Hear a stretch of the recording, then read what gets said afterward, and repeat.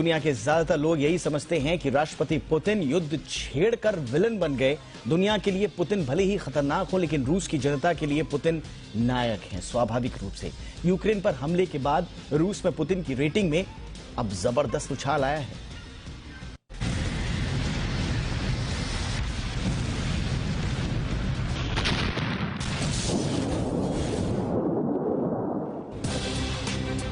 जैसे जैसे यूक्रेन में रूसी सेना के हमले बढ़ रहे हैं, रूस के राष्ट्रपति व्लादिमीर पुतिन की पॉपुलैरिटी बढ़ती जा रही है। बम, रॉकेट और मिसाइल यूक्रेन पर गिरते हैं, उधर पुतिन की लोकप्रियता का ग्राफ बढ़ता है।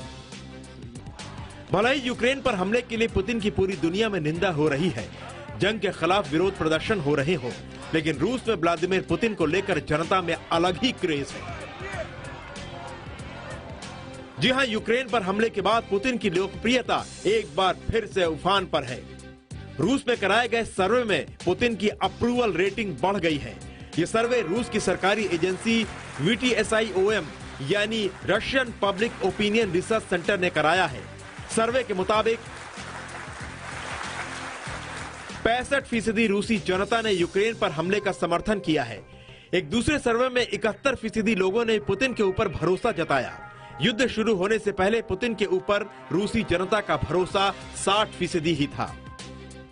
रूस की सरकारी एजेंसी की ओर से कराए गए सर्वे में यह भी खुलासा हुआ है कि रूस की जनता मानती है कि यूक्रेन में सैन्य कार्रवाई करके रूस डोनबास इलाके में रूसी भाषा बोलने वाली जनता की रक्षा कर रहा है।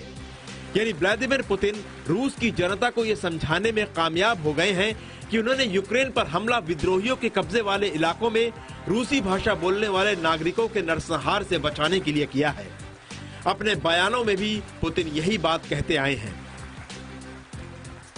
रूस की सरकार ने जनता को यकीन दिलाया कि वो जंग की शुरुआत नहीं, जंग को खत्म कर रहा है।